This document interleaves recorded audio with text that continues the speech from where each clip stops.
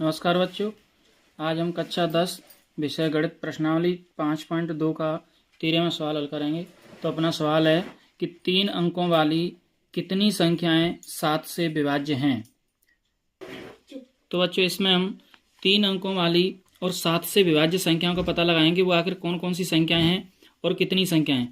तो सबसे पहले हम ये देखें कि 3 अंकों वाली हमारी संख्या, जो पहली संख्या होती है वो हमारी 100 होती है। उसके बाद में 101 और 102, इसी प्रकार 103 और भी कई संख्याएं होती हैं, जैसे 104, 105। अब देखिए इनमें से हमें वो संख्या लेनी है कि जो 7 से विभाज्य हो। तो देखिए बच्चों, इसमें 7 का भाग नहीं जाएगा, इसमें भी नहीं जाएगा, यानी कि सीधा हमारा 7 का भाग जाएगा 105 में। तो हमारी जो पहली संख्या है 3 अंकों की, वो हमारी 105 होगी, जो 7 से विभाज्य है। इसी प्रकार अंतिम 3 अंकों की यानी कि बड़ी से बड़ी संख्या होगी, वह हमारी 999 होगी।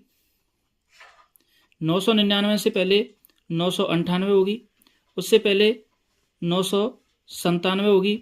इसी प्रकार इन सभी संख्याओं में हम चेक करेंगे कि 7 से विभाज्य कौन सी संख्या है। तो उनमें यानी कि हमारी 994 एक ऐसी संख्या है जो कि 7 से विभाज्य है। तो बच्चों इससे हमने ये पता लगाया कि जो प्रारंभिक 3 अंकों वाली और 7 से विभाज्य संख्या है वो हमारी 105 है, और अंतिम यानी कि बड़ी से बड़ी 3 अंकों वाली संख्या है जो 7 से विभाज्य, वो है 994। तो इससे हमें पता लग गया कि एक सीरीज बन जाएगी। देखिए अपना सवाल है 13 नंबर। तो देखो सबसे पहले हमारी जो संख्या आई थी 3 अंकों की और 7 से विभाज्य, वो थी 105। अब बच्चों देखिए अगली जो 7 से विभाज्य होगी वो 7 के अंतराल पे होगी, यानी कि 112। इसी प्रकार अगली 7 से विभाज्य होगी वो होगी 119। इसी प्रकार ये हमारी श्रेणी बन जाएगी, और अंतिम हमने देखी थी तो वो संख्या थी हमारी 994। तो बच्चों ये एक एपी बन चुकी है जिसमें सभी में यानी 7-7 का अंतर है। तो यहाँ से हमको क्या मिला कि यहाँ ए बराबर यानी कि हमको प्रथम पद मिल गया 105, और यहाँ से सार्वांतर की बात करें तो सार्वांतर हो जाएगा बच्चों इसका 7, क्योंकि दूसरे पद में से पहले पद को हम घटाएंगे तो ये मिलेगा हमको 7, जो कि हमारा सार्वांतर है। और यहाँ पे पदों की संख्या पता लगाना है हमको एक, और इसमें यानी कि अंतिम पद यानी कि an, जो nवां पद है यानी कि अंतिम पद 994 है। यानी कि ये 994 कौन सा पद है इसका हमें पता नहीं है, तो इसको बोलते हैं हम nवां पद, कि माना ये nवां पद है वो 994 है, और इसमें पदों की संख्या का पता लगाना है। तो बच्चों हमने पिछले सवाल में एक सूत्र बताया था nवां पद, तो an बराबर a plus n-1 into D.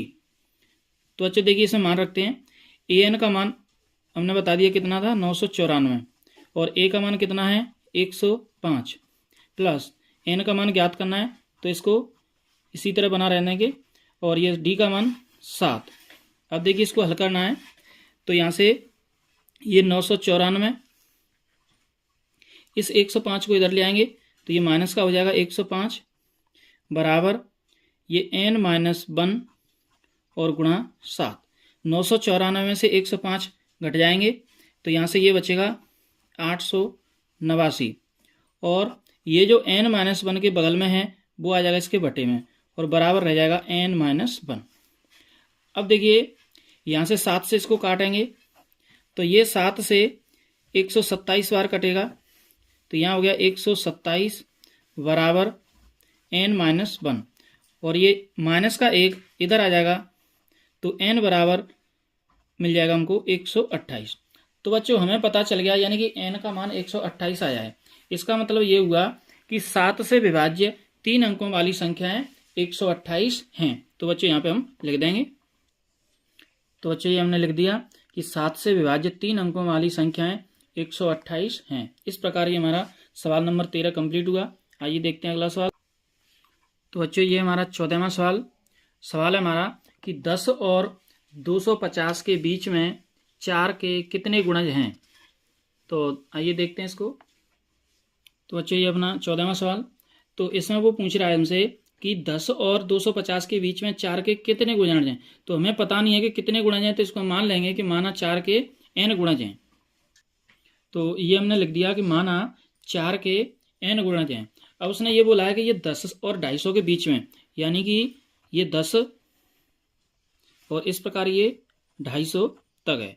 तो 10 से और 250 के बीच में, तो यहाँ पे यानी कि 10 के और 250 के बीच में बात कर रहा है, तो 10 को नहीं लेंगे और 250 को नहीं लेंगे, हमें वो लेनी है जो 4 के गुणज हैं। 4 के गुणज का मतलब है कि 4 से विभाज्य। तो 10 के बाद में बच्चों देखिए, 10 के बाद में यहाँ पे 11 आएगा, 12 आएगा, 13 आएगा, 14 आएगा। इसी प्रकार यहाँ पे यानी कि अंतिम हमारा 250 था, लेकिन ये 250 4 से विभाज्य नहीं है। 250 को तो वैसे भी नहीं लेना, क्योंकि 250 के बीच तक कह रहा है, 250 तक नहीं कह रहा है। इसके पहले 249 आएगा, लेकिन ये 4 से विभाज्य नहीं है। इससे पहले 248 आएगा, जो कि 4 से विभाज्य है, तो इसको हम ले लेंगे। तो हमारे यानी कि जो 4 के गुणज हैं 10 और 250 के बीच में, उनमें हमारा पहला गुणज होगा 12, उसके बाद में 12 और 4 16, 16 और 4 20। इसी प्रकार जो अंतिम गुणज होगा वो हमारा 248 होगा। तो ये एक एपी तैयार हो गई। अब यहाँ से हमको क्या मिल रहा है कि यहाँ प्रथम पद मिल गया हमको a बराबर 12। सार्वांतर की बात करें तो 16 माइनस 12 बराबर 4, ये हमें सार्वांतर मिल गया।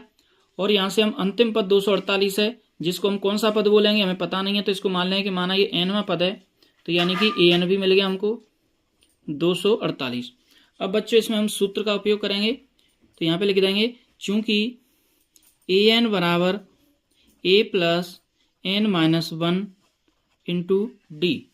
अब बच्चों यहाँ पे मान रखेंगे हम, तो देखिए an का मान कितना है 248 और a का मान कितना है 12 और n का मान हमको पता लगाना है, तो n minus 1 into D. D का मान है बच्चों इसमें 4।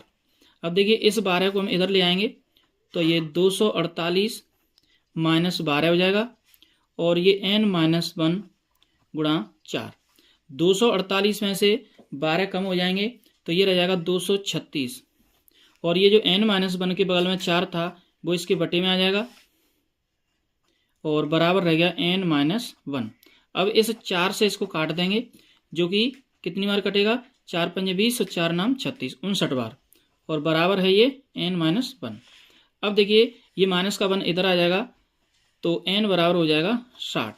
तो बच्चे ये n का मान आया है, यानी कि इसमें 60 पद ऐसे हैं जो 10 और 250 के बीच में हैं और वो 4 के गुणज हैं। तो यहाँ पे हम लिख देंगे कि अतः 10 और 250 के बीच 4 के 60 गुणज हैं। तो ये बच्चों हमने लिख दिया कि 10 और 250 के बीच 4 के 60 गुणज हैं। तो इस प्रकार बच्चों हमने ये 14वां सवाल भी कंप्लीट कर लिया। आइए देखते हैं अगला सवाल। तो बच्चों हमारा 15वां सवाल है कि n के किस मान के लिए दोनों समांतर श्रेणियां 63, 65, 67 और 3, 10, 17 के nवें पद बराबर होंगे। यानी कि इन दोनों श्रेणियों में एक पद ऐसा होगा कि वो यानी कि बराबर होगा। तो आखिर वो कौन सा पद है, ये हमें पता लगाना है। तो बच्चों इस सवाल में हमको 2 श्रेणियां दे रखी हैं। तो देखिए सवाल नंबर 15। तो इसमें हमारी पहली श्रेणी है 63, 65, 67 और जो दूसरी श्रेणी है वो है हमारी 3, 10, 17 इस प्रकार। तो देखिए यहाँ पे लिखेंगे हम पहली एपी से, पहली एपी से। एपी का मतलब है यानी कि समांतर श्रेणी, अर्थमेटिक प्रोग्रेशन। तो पहली श्रेणी से यहाँ से हमको ए कितना मिला बच्चों 63 और डी कितना है 65 में से 63 घटाएंगे तो बच्चों डी का मान आ जाएगा 2। तो यहाँ से ए और डी निकाल दिया और इसका हम निकालेंगे nवां पद। तो nवें पद का सूत्र क्या होता है, देखिए यहाँ पे लिखेंगे चूंकि an बराबर a plus n minus 1 into D. तो an यानी कि nवां पद तो निकालना है हमको। a प्रथम पद कितना है 63 plus n minus 1 into D कितना है 2, और इसको यहीं पे बोल देंगे हम समीकरण नंबर 1।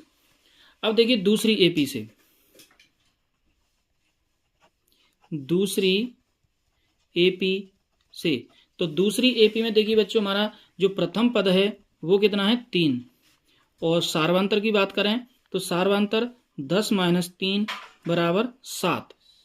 अब देखिए यहाँ पे भी एनवां पद निकालेंगे, तो यहाँ पे लिखेंगे चूंकि ए एन बराबर a plus n minus 1 into D, तो यहाँ से ए का मान कितना है 3, और ये एन माइनस 1 इंटू डी कितना है 7।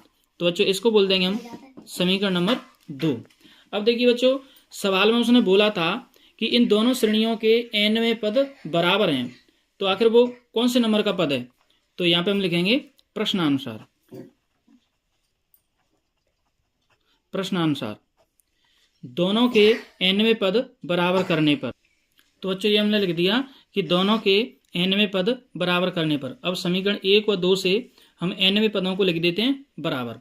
तो पहली श्रेणी से जो nवां पद आया था वो कितना था अपना 63 प्लस n माइनस 1 इंटू 2, और इससे जो आया था वो था 3 plus n minus 1, 3 plus n minus 1 into 7, और इन दोनों को कर देंगे बराबर।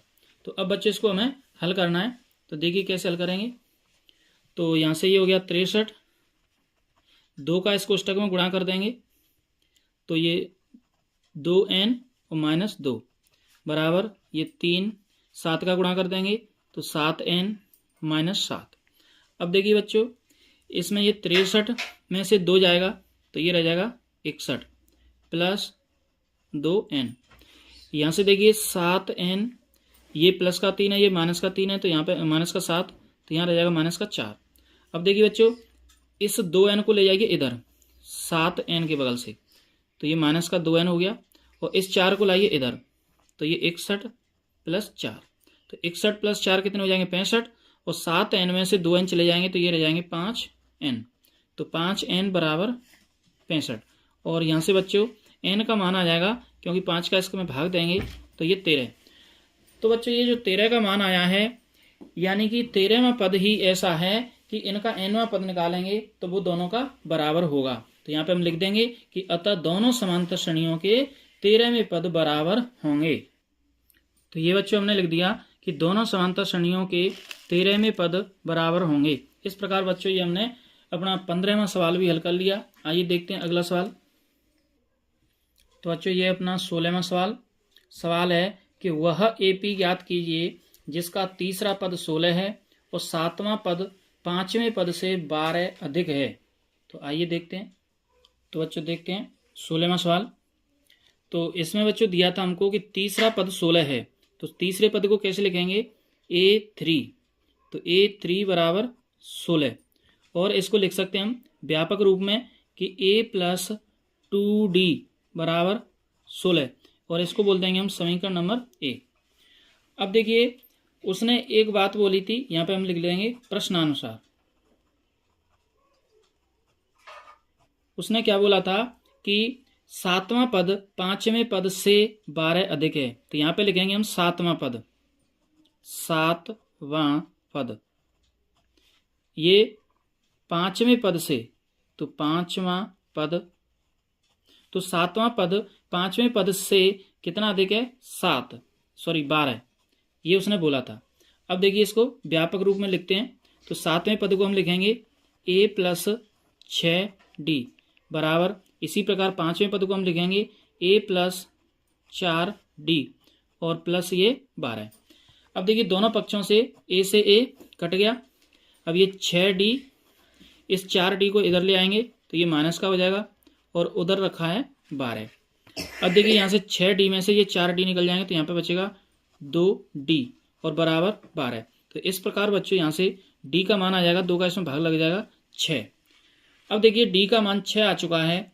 अब D का मान हम समीकरण नंबर 1 में रख लेते हैं, तो यहाँ पे लिखेंगे कि D का मान समीकरण नंबर 1 में रखने पर, तो ये हमने लिख दिया कि D का मान समीकरण नंबर 1 में रखने पर।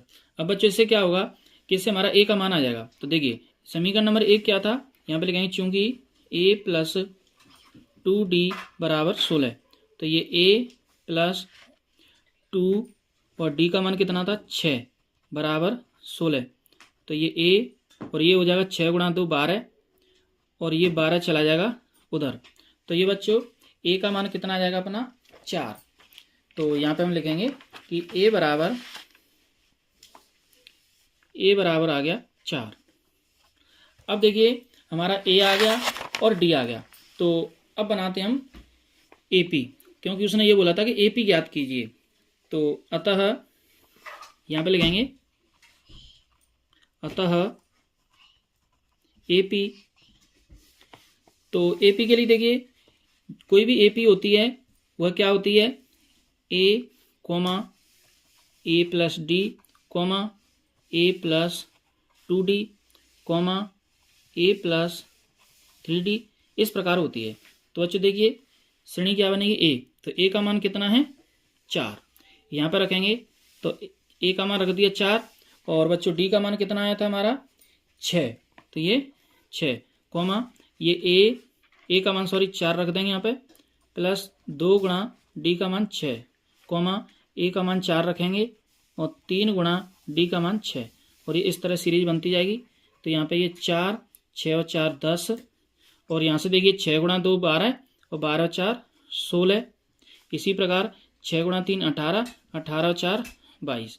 तो इस प्रकार बच्चों ये हमारी AP आ चुकी है 4 10 16 22। तो बच्चों ये हमने 16वां सवाल भी कंप्लीट कर लिया। आइए देखते हैं अगला सवाल। तो बच्चों ये रहा हमारा 17वां सवाल।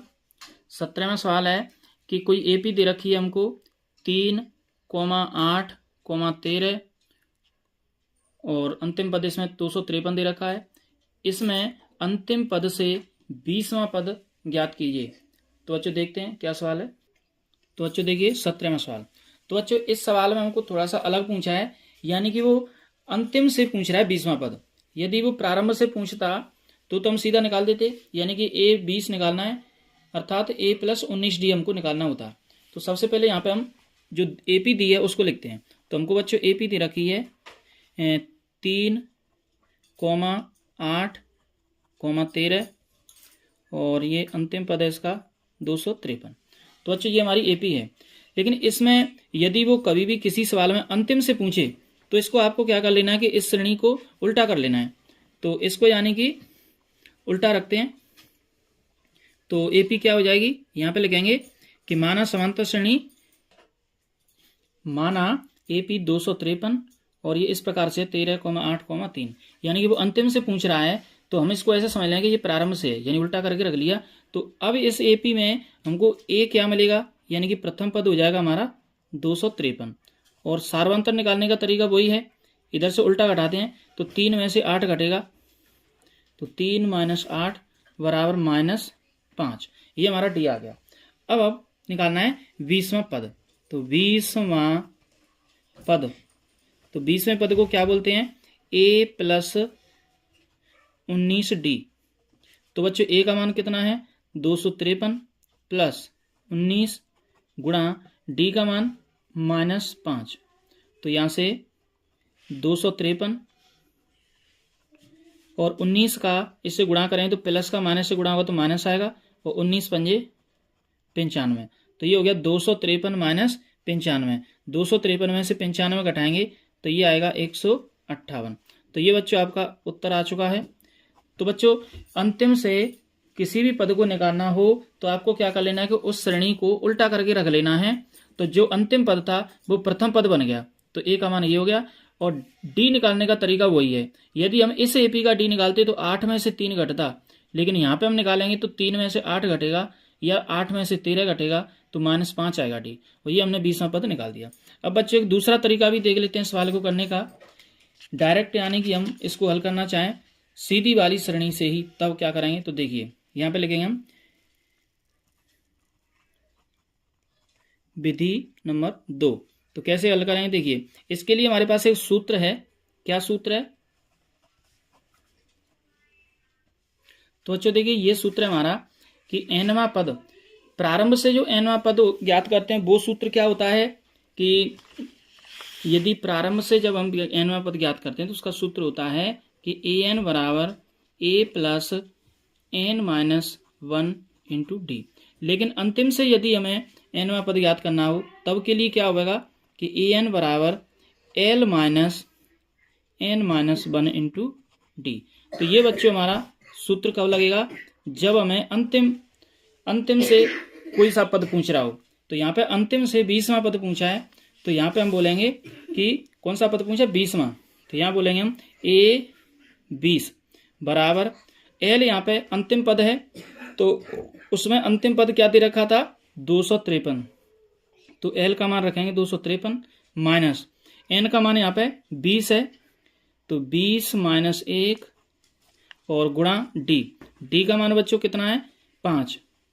ये जो सूत्र है वो हम सीधी वाली श्रेणी पे लगा रहे हैं, यानी कि इस वाली में प्रथम पद ए है, सार्वंतर 8 माइनस 3 5 आएगा, और यहाँ पे अंतिम पद 253 है। अंतिम पद को इस सूत्र में एल से दर्शाया गया है, तो एल का मान 253 हो गया। एन यानी कौन सा पद निकालना है, 20वां, तो ये 20 हो गया माइनस 1, डी यहाँ पे 5 हो गया। तो इसको हल कर लेंगे। अब देखिए तो 253 माइनस 20 माइनस 1 19 और गुणा ये 5, तो 253 माइनस 19 गुणा 5 कराएंगे तो 95, और 253 में से 95 घटाएंगे तो यहाँ पे आंसर आ जाएगा अपना 158। तो ये बच्चों दूसरे तरीका से भी आ चुका हमारा आंसर। इस प्रकार बच्चों हमने ये 17वां सवाल कंप्लीट कर लिया। आइए देखते हैं अगला सवाल। तो बच्चों वीडियो पसंद आए तो वीडियो को लाइक करना, शेयर करना और चैनल को सब्सक्राइब करना। नमस्कार बच्चों, आज हम कक्षा 10 विषय गणित प्रश्नावली 5.2 का 18वां सवाल कंप्लीट करेंगे। तो देखते हैं। देखिए बच्चों, ये रहा हमारा 18 नंबर सवाल। क्या सवाल है कि किसी एपी के चौथे और 8वें पदों का योग 24 है तथा छठे और 10वें पदों का योग 44 है, तो इस एपी के प्रथम 3 पद ज्ञात कीजिए। तो आइए देखते हैं। तो अच्छे देखते हैं अपना 18वां सवाल। तो यहाँ पर उसने इस एपी के 3 पद पूछे हैं। तो माना एपी के प्रथम 3 पद क्रमशः वो कौन कौन से होंगे। पहला पद ए होगा, और अगला पद ए प्लस डी, और अगला पद ए प्लस 2डी। तो यहाँ पे लिखते हैं। तो ये हमने लिखा बच्चों कि माना एपी के प्रथम 3 पद क्रमशः ए प्लस डी ए प्लस 2डी हैं। अब देखिए यहाँ पे लिखेंगे हम प्रश्न। तो प्रश्न में बच्चों उसने क्या कहा था कि चौथा पद और 8वां पद का योग 24 है। तो यहाँ पे लिखेंगे हम, ये बच्चों लिख दिया हमने, चौथा पद प्लस 8वां पद बराबर 24। अब इनको व्यापक रूप में रखते हैं। तो चौथे पद को बच्चों क्या बोलते हैं, ए प्लस 3डी, प्लस 8वें पद को बोलेंगे ए प्लस 7डी और बराबर 24। ए और ए यहाँ पे 2a हो जाएंगे, 3d और 7d यहाँ पे 10d हो जाएंगे और बराबर ये 24। अब बच्चों देखिए यहाँ से 2 कॉमन ले लेते हैं, तो यहाँ रह जाएगा a और यहाँ हो जाएगा 5d बराबर 24। अब बच्चों देखिए इस कोष्टक के बगल में जो 2 है, 2 का लग जाएगा इसमें भाग।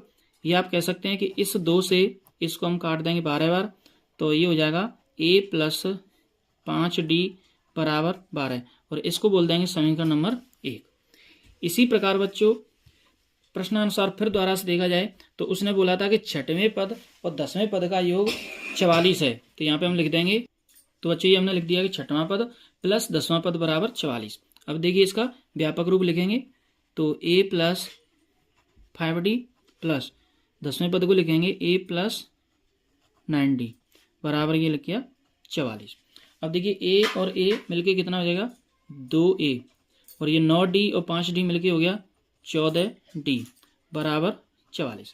अब फिर दोबारा से देखिए यहाँ पे 2 कॉमन ले लेंगे, तो ये हो जाएगा a और ये हो जाएगा 7d बराबर 44। इस 2 से इसको काट देंगे 22 बार, या इसका मतलब 2 का इसमें भाग दे देंगे। तो यहाँ से a प्लस 7d बराबर 22, और इसको कह देंगे समीकरण नंबर 2। तो देखिए अब हमें दोनों समीकरणों को हल करना है। कैसे हल करते हैं, यहाँ पर समीकरण नंबर 2 बड़ा है, समीकरण नंबर 1 छोटा है, तो यहाँ पे लिखेंगे हम समीकरण नंबर 2 में से 1 को घटाने पर। तो देखिए बच्चों ये हमने लिख दिया समीकरण 2 में से समीकरण 1 को घटाने पर। तो समीकरण 2 को लिखेंगे यहाँ पे कि a प्लस 7d बराबर 22, और समीकरण 1 है a प्लस 5d बराबर 12। घटाते हैं तो बच्चों नीचे वाली संख्या के चिन्ह बदल जाते हैं। ये 12 प्लस का है तो ये माइनस का हो गया, ये +5 है तो ये माइनस हो गया, ये प्लस का ए है तो ये माइनस हो गया। अब बच्चे यहाँ से ये कट जाएगा, 7D में से ये 5D जाएंगे तो यहाँ पे बचेगा 2D, और 22 में से 12 जाएंगे तो यहाँ पे बचेगा 10। तो बच्चे यहाँ से हमारा D का मान आ जाएगा, 2 का 10 में भाग देंगे तो ये 5। तो बच्चे इस प्रकार हमने D का मान निकाल लिया। अब D का मान हम अपनी सुविधा अनुसार समीकरण 1 में या समीकरण 2 में रख सकते हैं। तो मैं यहाँ पे समीकरण नंबर 1 में रख रहा हूँ D का मान। D का मान समीकरण नंबर 1 में रखने पर समीकरण नंबर 1 क्या यहाँ पर रखेंगे पहले, चूंकि a प्लस 5D बराबर 12, a प्लस 5D का मान 5 रख दिया हमने और ये 12, तो a प्लस 25 बराबर 12। अब देखिए यहाँ से ये 25 उधर चला जाएगा तो माइनस का हो जाएगा, तो a बराबर इस 25 में से ये 12 घट जाएंगे तो माइनस का 13 बचेगा। तो इस प्रकार बच्चों ये हमने a का मान भी निकाल लिया। अब अपने तीनों पदों को निकालते हैं। तो देखिए, अतः AP के प्रथम 3 पद किस प्रकार निकलेंगे। देखिए कि a था हमारा पहला पद तो वो आ गया -13।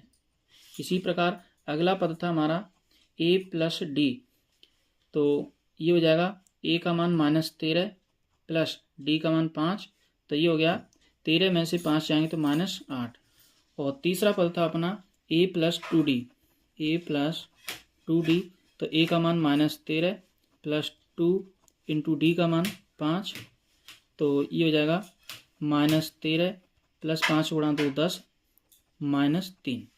तो AP क्या आई यहाँ पे लिख देंगे, अर्थात AP आई यानी प्रथम पद कितना -13, कॉमा दूसरा पद -8, कॉमा तीसरा पद -3। ये AP है हमारी, क्योंकि हमें AP के 3 पद पूछे थे उसने, तो ये हमने 3 पद याद कर लिए। तो इस प्रकार बच्चों ये हमारा सवाल नंबर 18 कंप्लीट हो गया। आइए देखते हैं अगला सवाल। तो बच्चों ये हमारा 19वां सवाल। तो सवाल क्या है देखिए कि सुब्बा राव ने 1995 में 5,000 रुपये के मासिक वेतन पद कार्य आरंभ किया और प्रत्येक वर्ष 200 रुपये की वेतन वृद्धि प्राप्त की, तो किस वर्ष में उसका वेतन 7,000 रुपये हो गया। तो आइए देखते हैं। तो बच्चों देखते हैं अपना 19वां सवाल। तो बच्चों इस सवाल में भी ये कह रहा है कि उसका वेतन 7,000 रुपये कब हो जाएगा, यानी कौन से वर्ष में उसका वेतन 7,000 रुपये हो जाएगा, और प्रत्येक वर्ष 200 रुपये की वृद्धि होती जा रही है। तो ये जो वृद्धि है ये तो हो जाएगा अपना D का मान यानी कि सार्वांतर, और प्रारंभ में उसका वेतन कितना था 5,000 रुपये, तो वो हो जाएगा अपना प्रथम पद। तो देखते हैं कि 7,000 जो हो गया यानी कि वो किस वर्ष में होगा, तो वो हम मान लेते हैं कि माना 90वें वर्ष में उसका वेतन 7,000 रुपये हो गया। तो यहाँ पे लिख, तो बच्चों ये हमने लिख दिया कि माना 90वें वर्ष में उसका वेतन 7,000 रुपये हो गया, और यहाँ पे प्रथम पद हमें कितना मिला सवाल में 5,000 रुपये, और सार्वांतर क्योंकि प्रति वर्ष 200 रुपये की वृद्धि हो रही है तो यही हमारा सार्वांतर हो गया 200 रुपये, सार्वांतर हो गया 200 रुपये। और इसमें लास्ट में यानी कि हमारा 7,000 रुपये हो गया है वेतन, तो वो हमारा कहलाएगा AN, यानी कि N में पद है 7,000, तो AN बराबर 7,000। तो अब देखिए अपना सूत्र N में पद का, तो यहाँ पे लिखेंगे चूंकि AN बराबर A plus N-1 into D। अब देखिए AN यानी कि अंतिम पद कितना है, यानी कि लास्ट में वेतन कितना हो गया 7,000, तो AN का मान हो गया कितना 7,000, ये रखा ये वाला। अब देखिए A का मान कितना है 5,000 प्लस N-1, N का मान ज्ञात करना है हमको, D का मान कितना है बच्चों 200। अब देखिए यहाँ से ये 5,000 इधर आ जाएगा, तो ये 7,000, 5,000 इधर आ गया माइनस का हो गया, बराबर ये N-1 और गुणा 200। 7,000 में से 5,000 निकल जाएंगे तो ये रह जाएगा 2,000 बराबर N-1 इंटू 200। अब देखिए बच्चों 200 का लग जाएगा इसमें भाग, तो ये N-1 बराबर हो जाएगा 2,000 और नीचे 200, तो 2 जीरो यहाँ से ये कट जाएंगे और 2 से ये कट जाएगा 10 बार, तो n-1 बराबर 10 और -1 उधर चला जाएगा तो n का मान हो जाएगा 11। तो बच्चों इस n के मान से हमको पता चल गया कि 11वें वर्ष में उसका वेतन 7,000 रुपये हो जाएगा। तो यहाँ पे लिख देंगे। तो बच्चों ये हमने लिख दिया कि 11वें वर्ष में उसका वेतन 7,000 रुपये हो जाएगा। तो इस प्रकार बच्चों ये हमने 19वां सवाल भी कंप्लीट कर लिया। आइए देखते हैं अंतिम सवाल 20 नंबर। तो बच्चों हमारा अंतिम सवाल है 20 नंबर कि रामकली ने किसी वर्ष के प्रथम सप्ताह में 5 रुपये की बचत की और फिर अपनी साप्ताहिक बचत 1.75 बढ़ाती गई। यदि nवें सप्ताह में उसकी साप्ताहिक बचत 20.75 हो जाती है तो n ज्ञात कीजिए। तो आइए तो बच्चों देखते हैं 20वां सवाल। तो देखिए बच्चों सवाल में हमको दिया था कि प्रथम सप्ताह में उसका वेतन 5 रुपये था, यानी कि प्रथम सप्ताह 5 रुपये की बचत की। तो बच्चों प्रथम पद हो गया इसमें 5। अब उसकी जो साप्ताहिक बचत थी वो यानी कि प्रति सप्ताह 1.75 बढ़ती गई। तो ये कहलाएगा अपना डी सार्वांतर, यानी इतना अंतर आता गया 1.75। और nवें सप्ताह में उसकी बचत 20.75 हो गई। तो ये हो जाएगा बच्चों an, यानी कि nवां पद। तो 20.75 ये हो गया। अब देखिए वही अपना सूत्र nवां पद का, चूंकि an बराबर a plus n-1 into D. तो यहाँ पे nवां पद रखेंगे जो कि कितना है 20.75। यहाँ पे प्रथम पद रखेंगे जो कि कितना है 5। n का मान हमको ज्ञात करना है तो n-1 इंटू डी 1.75। तो देखिए बच्चों यहाँ से हम 5 को पहले इधर लाएंगे तो 20.75 माइनस 5 बराबर n-1 इंटू 1.75। ये 20 रुपये 75 पैसे हैं। तो 20 रुपये में से 5 रुपये निकल जाएंगे तो यहाँ पर रह जाएगा 15.75 और n-1 के जो बगल से है वो आ जाएगा इसके नीचे 1.75 बराबर रह जाएगा n-1। अब बच्चों देखिए ये वाला पॉइंट 2 अंक बाद है, ये वाला पॉइंट 2 अंक बाद, पॉइंट से पॉइंट खत्म हो जाएगा और 175 का 1575 में भाग दे लेना, ये जाएगा आपका 9 बार, यानी कि ये संख्या 9 बार कट जाएगी और बराबर दे रखा है n-1। तो इस प्रकार बच्चों ये -1 इधर आ जाएगा और n का मान हो जाएगा 10। तो बच्चों ये जो n का मान 10 है इसका मतलब ये हुआ कि वो ये पूछ रहा था हमसे कि nवें सप्ताह में उसकी बचत 20.75 हो जाती है तो n का मान बताइए। तो ये हमारा n का मान आ गया, अतः n का मान 10 है। तो इस प्रकार बच्चों ये हमारा 20वां सवाल भी हो गया और ये प्रश्नावली 5.2 कंप्लीट हो चुकी है। बच्चों वीडियो पसंद आए तो वीडियो को लाइक करें, शेयर करें और चैनल को सब्सक्राइब करें।